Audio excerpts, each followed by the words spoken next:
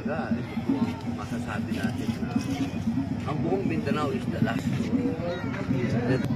Magkasama kami ni Governor Timothy Serra na nasabi ko lang sa kanya na punta ako kay Mayor Mamay. Sabi niya, Marcos? Opo.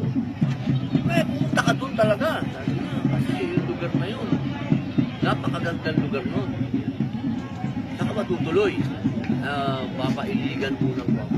Anong gagawin mo sa iligan? Sabi niya, dumiretso ka na doon. Kasi ano yun, sinabi nga na Asian heritage. Lugar na. At ko, sige po. Kaya ginawa ko, tinawagan ko kagad si Mayor. Sabi ko, didiretso na po kami dyan. Kaya dito na kami lang.